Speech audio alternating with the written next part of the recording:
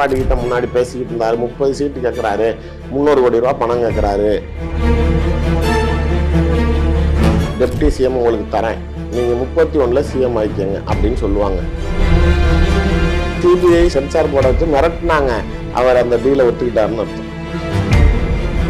2 deputy CM வச்சுக்குவோம், என்ன நஷ்டம்? காங்கிரஸ் ஒருவேளை திமுக விட்டு வெளியேறினால் ப. சிதம்பரம் தனி கட்சி தொடங்குவார். சோனியா காந்தி திமுக கூட்டணியை முறிக்க விருப்பப்படவில்லை. உங்கள் விருப்பத்திற்கேற்ப விதவிதமா சமைக்க OMD மசாலா இப்போதே ஆர்டர் செய்யுங்கள். 4ஆம் தூண் நேயர்கள் அனைவருக்கும் வணக்கம். இன்று நம் நிகழ்ச்சியில் சிறப்பு விருந்தினராக யார் வந்திருக்காங்க பார்த்தீங்கன்னா திருச்சி சூர்யா அவர்கள் இணைந்துள்ளார். வணக்கம் சார். வணக்கம். வணக்கம். எங்கள் நிகழ்ச்சிக்கு பங்கு பெற்றதுக்கு ரொம்ப நன்றி சார். இப்போ விசில் சின்னம் தாவேக்காக்கு கடைசியாக ஒதுக்கியிருக்காங்க. இப்போ ஒரு வழியாக விசில் சின்னம் கிடைச்சிருக்குன்னே சொல்லலாம். 4 பக்கமும் பார்த்தீங்கன்னா விஜய் அவர்களுக்கு தொடர்ந்து பிரச்சனை மேல் பிரச்சனையாக தான் இருக்குது. ஒரு பக்கம் ஜனநாயகன் அந்த ரிலீஸ் இஷ்யூ இருக்குது, அப்புறம் பார்த்தீங்கன்னா அந்த சிபிஐ விசாரணை போயிட்டுருக்கு. அதற்கு மத்தியில் இப்போ விசில் சின்னம் ஒதுக்கியிருக்காங்க. இதை எப்படி பார்க்கலாம் சார் நம்ம? சரி மேடம், இப்போ தான் அப்போ நெகட்டிவாக அடி விழுந்துகிட்டு இருந்தவருக்கு ஒரு பாசிட்டிவ் சைன் கிடைக்கிது அப்படின்னா, அப்போ எதற்காக அவரை இக்கட்டான நிலைக்கு உருவாக்கினார்களோ அவர் அந்த டீலை ஒத்துக்கிட்டாருன்னு அர்த்தம். அப்போ தான் இவருக்கு ஒரு பாசிட்டிவ் சைன் கிடைக்குது. தேர்தல் ஆணையம் நீங்கள் கேட்ட சின்னத்தையே கொடுக்குறதோ இல்லை பொது சின்னத்தை, அதாவது எல்லா தொகுதிக்கும் சேர்ந்து நீங்கள் ஒரே சின்னத்தை வச்சுக்கோங்க, அதுவும் நீங்கள் கேட்குற சின்னத்தையே வச்சுக்கோங்க அப்படிங்கிறது ஒரு க்ரீன் சிக்னல் தான். அரசியல் கட்சிகளை பொறுத்த வரைக்கும் எப்பயுமே தேர்தல் ஆணையத்தை மத்திய அரசாங்கம் சில சூழ்நிலைகளில் அவர்களுக்கு வேண்டியவாறு ஆட்டி வைப்பாங்க. இப்போ ரெட்டலையை யார்கிட்ட கொடுக்கணும்னு சொல்கிறோமோ அதுதான். ரெட்டலை சின்னத்தை பொறுத்த வரைக்கும் தேர்தல் ஆணையம் முடிவெடுக்கும் அப்படின்னா அப்போ பிஜேபி கை காட்டுறவங்களுக்கு தான் அந்த சின்னம் போகும். குக்கர் நாளைக்கு டிடிவிக்கு கிடையாது, திரும்பி குக்கர் இருக்குது அப்படின்னாலும் சரி, யாருக்காக இருந்தாலும். இதுக்கு முன்னாடி இருந்த எல்லாருக்குமே ஜி.கே. வாசனுக்கு பிஜேபியோட கூட்டணி வச்சப்போ தான் திரும்பி அவருக்கு சைக்கிள் சின்னம் கிடைக்குது. அப்படிங்கிறப்ப அந்த மத்திய அரசாங்கத்தோட இணக்கப்போக்கில் சென்றால் மட்டுமே நீங்கள் கேட்கக்கூடியது கிடைக்கும். இந்த சிபிஐ வச்சு மிரட்டினாங்க, மற்றதெல்லாம் வச்சு மிரட்டினாங்கன்னு நீங்கள் சொல்கிறதெல்லாம் அப்போ நாளைக்கு நீங்கள் அவர்கள் என்ன செய்யணுங்கிறதுக்கு உங்களை கட்டாயப்படுத்தி மிரட்டினாங்களோ அந்த விஷயத்துக்கு நீங்கள் தலை அசைவு காட்டியதால் தான் அவங்களுக்கு ஒரு கிரீன் சிக்னல் கொடுக்குறாங்கிறது தான் இதில் பார்க்கணும். ஏன்னா பீகார்ல நடத்தின மாதிரியே தமிழகத்திலயும் நடத்துறாங்க சொல்றீங்க. எல்லா இடத்துலையும் நடத்துறாங்க, கேரளால பண்றாங்க, வெஸ்ட் பெங்கால்ல பண்றாங்க, எல்லா இடத்துலையுமே அவங்க அதை மிரட்டுறதை செய்ய தான் செய்வாங்க மேடம். அவங்களுக்கு ஏதோ ஒரு வகையில அவங்க கால் ஊனணும், மாற்றி அமைக்கணும். அதற்கு அதிகாரம் தன் கையில் இருப்பதனால் எந்த எல்லைக்கும் போகலாம்னு நினைப்பாங்க. எடப்பாடியுடன் இருக்கக்கூடிய இன்றைய கூட்டணியில் மக்கள் ஆதரவு இவர்களுக்கு இருக்கிறதா? திமுகவோட போட்டி போட்டு இவங்க ஜெயிக்க முடியுமா அப்படின்னா அதுல ஒரு கேள்விக்குறி இருக்குது. கண்டிப்பா முடியாது. ஏன்னா இது ஒன்றும் புதிய அலைன்ஸ் ஃபார்ம் ஆகல. 2021லயே பிஜேபி, பாமக, ஏடிஎம்கே நீங்க சொல்ற டிடிவியை தவிர இன்னைக்கு இருக்கிற அதே டீம் இன்டாக்டா இருந்துச்சு. தேமுதிக கூட இதுல உள்ள இருந்தாங்க. ஆனா என்ன நாளைக்கு ஜெயிக்க முடிஞ்சது? அவங்களால முடியல. அப்படிங்கிறப்ப இன்னைக்கு அவங்களுக்கு நல்லாவே தெரியும் டிஎம்கே கிட்ட நம்மளால ஃபைட் பண்ண முடியாதுன்னு. அந்த நிலையை அவர்கள் நாளைக்கு எப்படி அதை மீட்டு வர வேண்டும் அப்படின்னா ஒரு அடிஷனல் ஃபோர்ஸ் வேணும்னு நினைப்பாங்க. அப்ப விஜய் மாதிரி ஒரு ஆளு நமக்கு இந்த சமயத்துல சப்போர்ட்டிவா இருந்தா நல்லா இருக்கும்னு எடப்பாடி விரும்புறாரு. ஆரம்பத்துல இருந்தே தான் விரும்புறாரு. அதனாலதான் அந்த கட்சி கொடி அவங்க கூட்டத்துல காட்டினாங்கன்னு பிள்ளையார் சொல்லி போட்டாங்க. அப்படி இப்படின்னு ஒரு பெரிய பாரம்பரிய கட்சியில நாளைக்கு நீங்க ஒரு பெரிய பொதுச்செயலாளர் பதவியில இருந்துட்டு நேற்றைக்கு கட்சி ஆரம்பிச்ச ஒரு கொடியை பார்த்துட்டு நீங்க நாளைக்கு அதை பார்த்து குஷி அடைகிறீங்க அப்படின்னா அதுவே உங்கள் பலவீனத்தை காட்டுது. இதுதான் நிதர்சனம். அந்த பார்வையில நாளைக்கு திரும்பி நீங்க அவர்கள் வர்றதுக்கு தயங்குறாங்க, நம்ம என்ன நூல் விட்டாலும் அவங்க வரமாட்டேங்கிறாங்கிறப்ப பிஜேபி கிட்ட ஒரு உதவியாக கேட்கும் பட்சத்தில் பிஜேபி அந்த அதிகாரத்துக்கு உட்பட்டு விஜயை கட்டாயப்படுத்தி இங்க கூட்டணிக்கு வர வைக்கிறதுக்கு உண்டான வேலையான நீங்க சொல்ற இந்த 4 பக்க தாக்குதல்களும் அப்படிதான். ஆனா விஜய் அவர்கள் கூட்டணிக்கு வருவாரா சார்? ஏன்னா இப்ப ஏற்கனவே பாத்தீங்கன்னா தூதர்கள் எல்லாம் அனுப்பி நாங்க பேச்சுவார்த்தை நடத்திட்டு இருக்கோம் கூட்டணி வைக்கிறதுக்காக அப்படின்ற மாதிரி சில கருத்துக்களும் வந்துட்டு இருக்கு. வைக்க வாய்ப்பு இருக்கா? மேடம் எல்லாத்தோடையும் பேசுறாங்க. அவங்க சீமானையும் உள்ள புல்லவர் பண்ற மாதிரி தான் இருக்கிறாங்க பிஜேபி. ஏன்னா அவங்களுக்கு இப்போ வோட் பர்சன்டேஜ் புல்லவர் ஆகணும்.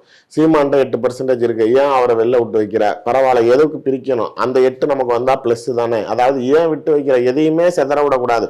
டார்கெட் அச்சீவ் பண்ணுங்கிறப்ப இவர் நாளைக்கு திமுகவை திட்டணும் அப்படின்னு நினைச்சா கூட அவர் நம்ம கூட இருந்து திட்டட்டும்.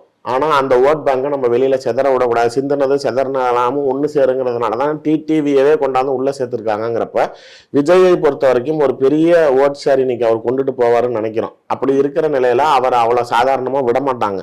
அவருக்கு விருப்பமே இல்லை அப்படின்னாலும் எனக்கு தெரிந்த வரைக்கும் அவருக்கு இருக்கிற 2 சாய்ஸ். ஒன்று, நாளைக்கு நீ ஏன் கூட வா, என்ன பலப்படுத்து. இல்லை நாளைக்கு நீ காங்கிரஸை கூட்டிட்டு போய் திமுகவை பலவீனப்படுத்து. இந்த ஆப்ஷனுக்குள்ளாரதான் அவர் உள்ள போயாகணும். பாய்காட்டுன்னு ஒன்று இருந்துச்சு, தேர்தலை புறக்கணிக்கிறான்னு. பட் இந்த கட்சி சின்னம் அவருக்கு கிடைச்ச பிறகு அப்போ நாளைக்கு ஏதோ ஒரு கிரீன் சிக்னல் கொடுக்குறாங்கங்கிற ஃபேக்டர்ல அவர் பாய்காட் பண்ண மாட்டார் பொது சின்னம் வாங்கிட்டு. அப்போ நாளைக்கு நிற்கிறாருன்னு முடிவாயிருச்சு. யாரோட நிற்கிறாரு? இப்போ நம்மளால அஷூரன்ஸ் கொடுக்க முடியுமா பிரைம் மினிஸ்டர் ப்ரோக்ராமில் விஜய் ஏற மாட்டாருன்னு? யார் வேணாலும் எதிர்பார்க்காம கடைசி நேரத்தில் விஜய் மேடை ஏறுவதற்கு அதிக வாய்ப்புகள் இருக்கிறது. இல்லை பிரதமர் வந்துட்டு போனதுக்கு அப்புறமேல கூட திடீர்னு ஒரு வாரம் 10 நாள் கழிச்சு விஜய் நாளைக்கு திரும்பி இங்கே கூட்டணியை அறிவித்தால் என்ன செய்வீங்க? என்னை பொறுத்த வரைக்கும் இப்போ நாளைக்கு பிஜேபியோட போறதா அவர் ஈஸியாக பூசி முழுகிட்டு போயிடுவார். நாளைக்கு திமுக பிஜேபியோட கூட்டணி வைக்கலையா, நாளைக்கு எனக்கு திமுகவை வீழ்த்தணும், அதுக்காக நான் இங்கே கை கோர்க்கிறேன், எனக்கு ஒன்றும் பிரச்சனை இல்லை, நான் அதனால செய்கிறேன், நாளைக்கு திரும்பி அவர் ஸ்டாண்டை மாற்றி பேசிட்டு போனால் திமுகவை விஜய் கடுமையாக சாடியை விட அந்த டைலாக் என்னென்ன திமுக திட்டினான்னு கேட்டால் நான் ஒரு 10 டைலாக் சொல்லுவேன், ரொம்ப ஹார்ஷான ஸ்டேட்மெண்ட்ஸு. அதே இப்போ பிஜேபியை சொல்லுங்க அப்படின்னா எதுவுமே கிடையாது. ஏன்ஜி மோடிஜி தமிழ்நாடுனாலே அலர்ஜி இது ஒன்று, அப்புறம் நாளைக்கு தாமரையில தண்ணியே ஒட்டாது, எப்படி மக்கள் ஓட்டுவோம், இதை தவிர வேற என்ன அவர் அடிச்சாருன்னு நினைக்கிறீங்க? ஆனா கட்சி தொடங்கும் போதே வந்து கொள்கை எதிரியா அவ்வளவுதானே சொன்னாரு. இப்ப பிஜேபின்னா நாளைக்கு திமுக தான் பிஜேபியை வந்து இந்துத்துவ மதவாத கட்சின்னு சொல்லிச்சு. கலைஞர் நாளைக்கு திரும்பி அதோட கூட்டணி வைக்கலையான்னு பார்ப்பாங்க. அதாவது அவரு கலைஞர் திமுக கூட்டணி வச்சதெல்லாம் வந்து அம்மையார் ஜெயலலிதா திடீர்னு சம்பந்தமே இல்லாம ஆட்சியை கவுத்து விட்டாங்க.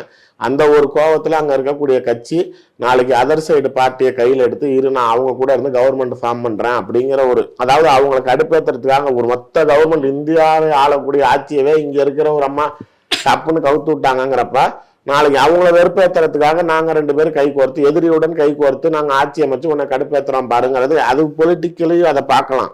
பட் இவர் நாளைக்கு அடிச்சு பயமுறுத்தி இவ்வளவு நாள் வீராப்பா பேசினவர் திடீர்னு இவங்க கேட்கறதுக்காக மிரண்டு போறப்ப இதை அரசியலா பார்க்க முடியுமான்னு கேட்டீங்கன்னா என்னை பொறுத்த வரைக்கும் நான் அந்த ஆங்கிள் பார்க்க விரும்பல. ஆனா நம்ம இப்படி ஒரு கோணத்திலையும் பார்க்கலாம்ல சார். இப்போ வந்து அதிமுக திமுகவை தாண்டி ஒரு மாற்றம் வேணும்னு மக்கள் மனதுல வந்து அந்த ஏக்கம் இருக்கு. அப்படிதான் இப்போ தாவேக்காவை வந்து பாக்குறாங்க. இப்போ தாவேக்கா போய் என்டிஏ கூட்டணியில இணைந்துட்டா அப்ப அவங்களுக்கும் வந்து அதிமுக திமுக எப்படி பாக்குறாங்களோ அந்த மனநிலை வந்துரும்ல. இப்போ இது மாற்றத்தை ஏற்படுத்த யாருக்கு மைனஸ்? அது மக்களுக்கு யாருக்கு மைனஸ்? விஜய்க்கு தானே மைனஸ். அதை யார் யோசிக்கணும்? நீங்க உங்களை காப்பாத்திக்கிட்டா போதும், உங்களுக்கு படம் வந்தா போதும் தானே நினைக்கிறீங்க. சிபிஐ வழக்குல நீங்க கைதாயிடக்கூடாதுன்னு தானே நினைக்கிறீங்க. உங்கள் சுயநலத்தை பாதுகாக்க வேண்டிய இடத்தில் மேடம் எல்லாருமே இன்னைக்கு எடப்பாடி முதலமைச்சர்னு சொல்றவங்க எல்லாருமே அவருடன் ஒத்து போகாத ஆட்கள், அவரை கடுமையாக விமர்சனம் செய்தவர் தானே. டிடிவி தினகரன் எடப்பாடியை ஏத்துக்கிட்டாரா? இதுக்கு முன்னாடிலாம் எவ்வளவு விமர்சனங்கள் வச்சிருக்காரு. அண்ணாமலை ஏத்துக்கிட்டாரா? எவ்வளவு விமர்சனங்கள் வச்சிருக்கிறாரு. அன்புமணி திட்டி இருக்கிறாரு, கவுன்சிலர் கூட தகுதி இல்லாதவர், இவரெல்லாம் நாளைக்கு தலைமை பொறுப்புல இருக்கிறாருன்னு பேசியிருக்கிறாரு. பிரேமலதா விஜயகாந்த் எடப்பாடியை விமர்சனம் செஞ்சிருக்கிறாங்க. ஆனா இன்னைக்கு எல்லாம் தேர்தல் நெருங்கக்கூடிய நேரத்தில் பிஜேபி வந்து மிரட்டுறாங்கிறப்ப வந்து திடீர்னு யாருக்கு ஓட்டு போடணும், சிஎம்முக்கு எடப்பாடிக்கே போடுங்கிறது தானே ஒரு செயற்கையா இருக்குல்ல. மக்கள் பாக்குறப்பயே என்னடா இவங்க நேற்றுக்கு ஒரு பேச்சு பேசுனாங்க, இப்ப எடப்பாடியே நாளைக்கு பிஜேபியை பேசாம இருந்தாரா? 26 31 36 கூட கூட்டணி இல்லைனாலும் 3ஆவது நாளே மூஞ்சில கர்ச்சீப்பை போட்டு டெல்லியில போய் பிஜேபியோட சேர்ந்தாரு. இதெல்லாம் பாக்குறப்ப இப்ப நீங்களே சொல்லுங்க, ஒரு நடுநிலை வாக்காளரா நீங்க பாக்குறப்ப இதை நாளைக்கு வந்து நீங்க ரசிப்பீங்களா? இல்ல இவர்களை தலைவர்களாக ஏத்துப்பீங்களா? இல்ல இவர்களுக்கு வாக்களிக்கணும்னு உங்கள் எண்ண ஓட்டம் இருக்குமா? அப்படிங்கிறப்ப கண்டிப்பா இது ஒரு பெரிய கேள்விக்குறியா தானே இருக்குது. திமுகவுடைய கூட்டணியில எந்த அவங்க யாருமே இல்லையா, எல்லாம் அமைதியா இருக்காங்களேன்னா காங்கிரஸ்ல இருக்கிற ஒரு 2 அல்லிஸ் இல்லைங்க, அது ஏதோ குரல் கொடுக்குதே தவிர காங்கிரஸ் வெளியேறுவதனால் திமுகவுக்கு எந்த வகையிலும் பாதிப்பு கிடையாது. இந்தியா முழுக்க இருக்கக்கூடிய பிற மாநிலங்கள்ல உங்க ஆட்சி அதிகாரங்கள் போய்கிட்டே இருக்குது. 15 வருஷமா பிஜேபியை ஆட்சி கட்டில விட்டுட்டு நீங்க காங்கிரஸ் எங்க போனீங்கன்னு தெரியாம இருக்கிறப்ப இங்க 10 MP 10 MLA இப்ப இல்ல 2019லயும் 10 MPங்கிறப்ப உங்களுக்கு இங்க சொலையா நாளைக்கு அவங்க 40 உங்க கூட்டணியில கொடுக்குறாங்க. ராகுல் காந்தியை பிரதமர் வேட்பாளர்னு காங்கிரஸ்காரனே சொல்ல யோசிச்சப்ப ஸ்டாலின் தான் முதல்ல சொன்னார். ஐஎன்டிஏ கூட்டணியில் இருக்கக்கூடிய கட்சி தலைவர்கள் எல்லாருமே எனக்கும் காங்கிரஸுக்கும் சம்பந்தம் இல்லைங்களாம். வெஸ்ட் பெங்கால்ல மம்தா பானர்ஜில இருந்து அரவிந்த் கெஜ்ரிவால்ல இருந்து நிதிஷ்குமார் சந்திரபாபு நாயுடு எல்லாம் அவங்க எல்லாம் திரும்பி பிஜேபியோடய போயிட்டாங்க. ஆனா இன்னமும் உங்களுடன் இருப்பது திமுக தாங்கிறப்ப நீங்களே நாளைக்கு வேணாம் அப்படின்னு நீங்க விட்டீங்கன்னா நஷ்டம் காங்கிரஸுக்கு தான்.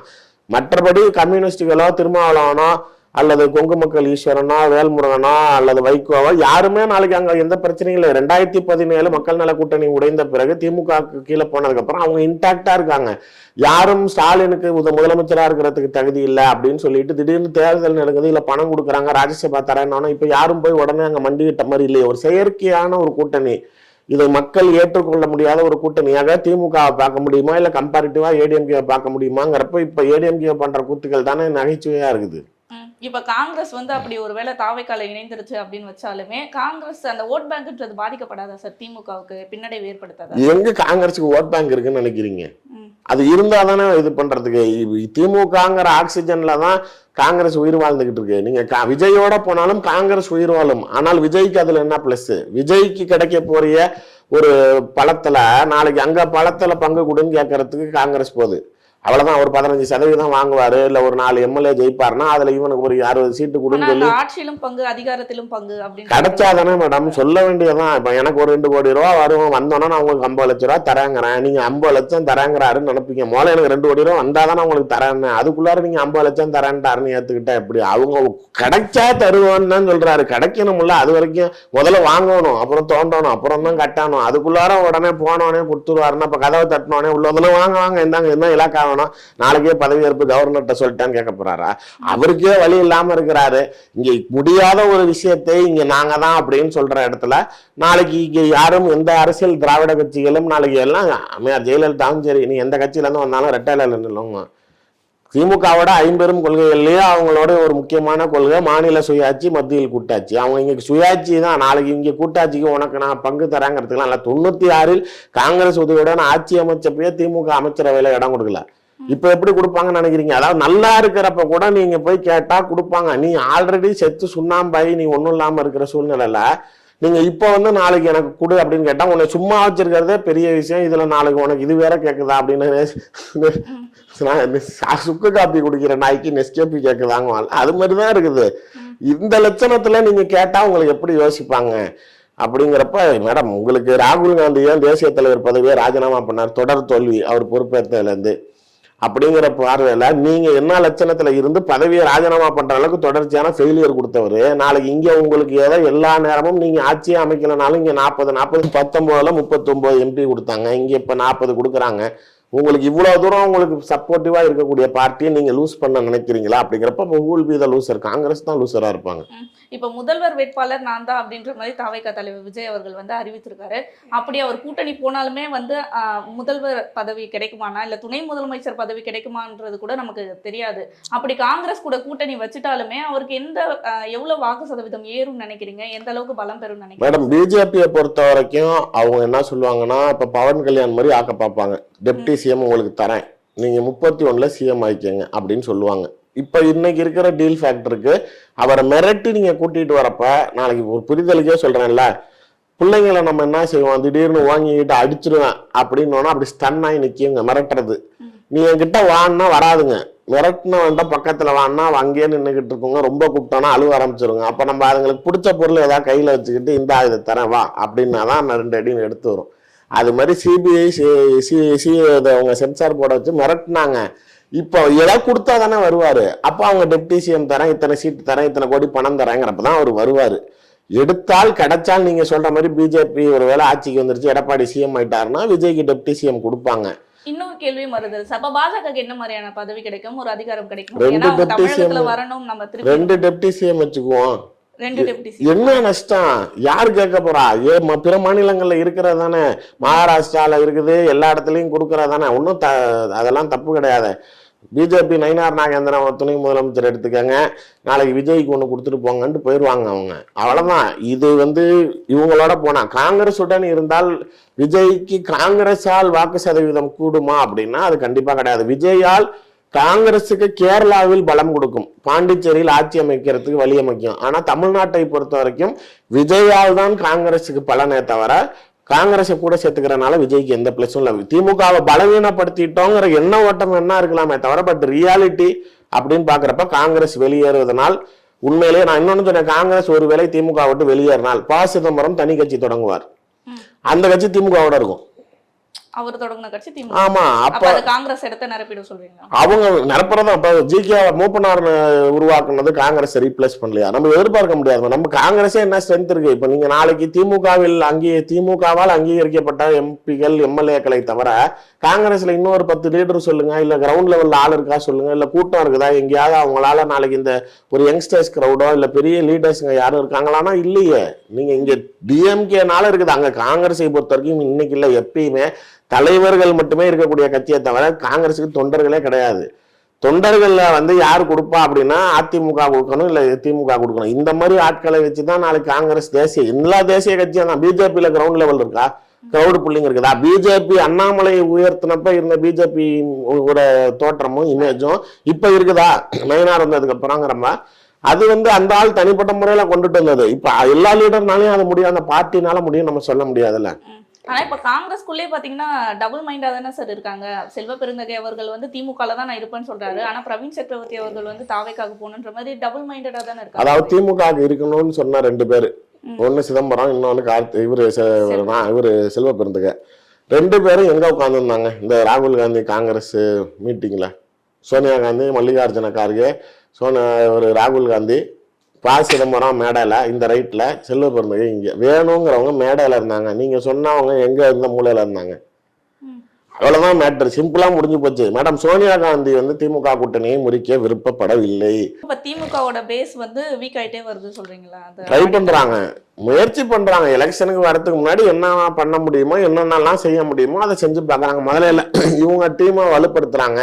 இன்னும் வேற யார் யார் வந்தா வலுப்படுத்த முடியும், வரவே முடியாதுன்னு ஏன் சொல்றான். அவனெல்லாம் அந்த சத்யராஜும் வடிவேலும் சேர்ந்துக்கிட்டு கிரிக்கெட் டீமுக்கு ஆள் பிடிப்பான். இல்லை அவன் தூக்குடா, அவன் தான் இனிமேட்டு நீ ராகுல் டிரைவ் விடுங்குவான்ல, அது மாதிரி தூக்கிட்டு வந்து வண்டியில ஏற்றிக்கிட்டு இருக்காங்க. முதல்ல இதை டீமை ஃபார்ம் பண்ணுவாங்க, அப்புறம் அவங்கள பலவீனப்படுத்துறதுக்கு என்னென்ன வழிகள்னு பார்ப்பாங்க. அப்புறம் திமுக அமைச்சர்கள் 4-5 பேரை கைது பண்ணுவாங்க, அவங்களுக்கு குடைச்சல் கொடுப்பாங்க. தேர்தல் சமயத்தில் ஃபண்டை நவுத்த விடாம பண்ணுவாங்க. வாக்காளர்களுக்கு பணம் போறதை தடுப்பது கரப்ஷன் ஊழலை தடுப்பதற்காக கிடையாது. நீ ஓட்டு கொடுக்க வேண்டிய பணம் அந்த பக்கத்து போகல அப்படின்னா அவங்கள ஓட்டு போட மாட்டான் அப்படிங்கிறது. அதாவது நீங்க டக்குன்னு ஓட்டுக்கு போற பணத்தை தடுக்கிறது நல்லது தானே சார் அப்படின்னு நீங்க உடனே தியாக பேச்சு பேசக்கூடாது. அங்க ஓட்டுக்கு பணம் போலன்னா அவன் ஓட்டு போட மாட்டான். அப்ப நீ தோக்கணுங்கிறதுக்காக செய்யற வேலை அது. அது மாதிரியான கட்டம் கட்டமா அடுத்தது போவாங்க, அது பேர் தான் கட்டம் கட்டுறது. அப்ப வெளியே மட்டும்தான் நாங்க ஓட்டுக்கெல்லாம் வந்து நியாயமா போடுவோம் அந்த பணம் வாங்குறது. மேடம் அரசியல் கட்சிகளை சொல்லி குறை சொல்லி எல்லாம் இதுல மக்களை பொறுத்த வரைக்கும் அவன் பணம் வேணும்னு நினைக்கிறான். நாளைக்கு ஒரு கிராமத்துல ஒரு 1000 பேர் வந்து திடீர்னு ரோட்டம் மறைச்சு விட்டான். கலெக்டர் வந்து ஏன் அப்படி பண்றேன்னு கேட்டா, எல்லா கிராமத்துக்கும் ஓட்டுக்கு பணம் கொடுத்தீங்க, அது என்ன எங்க ஊருக்கு மட்டும் வரலன்னு கலெக்டர்கிட்ட சண்டைக்கு போறாங்க. பணம் வாங்குறது என் உரிமைங்கிறான். ஓட்டுக்கு ஏங்க எனக்கு பணம் கொடுக்க மாட்டேன்னு சண்டைக்கு வர மக்கள் கிட்ட அரசியல் கட்சி தலைவர்கள் நான் பணம் கொடுக்க மாட்டேன்னு சொல்லி நின்னா நாளைக்கு ஜெயிச்சு. அண்ணாமலை வந்து கோயம்புத்தூர்ல எம்பிக்கு நின்றப்ப பணம் கொடுக்கலன்னு உங்களுக்கு தெரியுமா? நான் தொகுதியில இருந்தேன், 2 மாசம் எலெக்ஷன் டியூட்டி பார்த்தேன். அப்ப அந்த அளவுக்கு மனதை மாத்தி வச்சிருக்கிறது வந்து இந்த அரசியல் எல்லா அரசியல் கட்சியும் தான். இவங்க மட்டும்தான் அவங்க மட்டும்தான் சொல்ல முடியாது. எம்ஜிஆர் ஓட்டுக்கு பணம் கொடுக்காம இருந்தாரா? ஜெயலலிதா கொடுக்காம இருந்தாங்களா? ஜெயலலிதானா எலெக்ஷன் டைமுக்குன்னு தனியா கல்லா கட்டிடுவாங்க. 5 வருஷம் ஆட்சியில 4 வருஷம் சம்பாதிக்கிறது தான் அவங்களுக்கு. 1 வருஷம் சம்பாதிக்கிறத திரும்பி அடுத்த எலெக்ஷனுக்குன்னு எடுத்து வச்சிருவாங்க. கேண்டிடேட் நான் தான் போடுவேன், காசே இல்லைனாலும் பரவாயில்ல, நீ நில்லு, நாளைக்கு உனக்கு பணம் வரும்னு சொல்லி ஆளுக்கு என்னென்ன போகணுமோ அமுச்சு விட்ருவாங்க. அதெல்லாம் ஜெயிக்கிறதுக்கு என்ன வழியோ அதுதான் மேடம். நியாயம், நேர்மை, கருமை, எருமைன்னீங்கன்னா வீட்டுக்கு போக வேண்டியதுதான். இப்ப அதில் எடுத்து பாத்தீங்கன்னா நாம் தமிழர் கட்சியை வந்து கூட நம்ம கூட்டணியில் இழுக்க பார்த்துட்டு இருக்காங்க என்டி அப்படின்னு சொல்றீங்க. ஆனா நாம் தமிழர் கட்சியில சீமான் அவர்கள் வந்து நான் கூட்டணி வச்சா தற்கொலைக்கு சமன்ற மாதிரி தானே இப்போ வரைக்கும் தனித்து நின்று டிடிவி தினகரன் எடப்பாடி கூட போறது கூட தான் நான் தூக்க மாட்டேங்குவேன்னாரு. ஆனா அது ஏற்கனவே இருந்த அலைன்ஸ் தானே சார், இப்போ ஒரு சண்டையால பிரிஞ்சு திருப்பி வந்து. அதாவது துரோகத்தின் மறுபெயர் நோபல் பரிசு கொடுக்கலாம். அதாவது துரோகத்தை அளிப்பதற்காக உருவாக்கப்பட்டது அம்மா மக்கள் முன்னேற்ற கழகம்னாரு.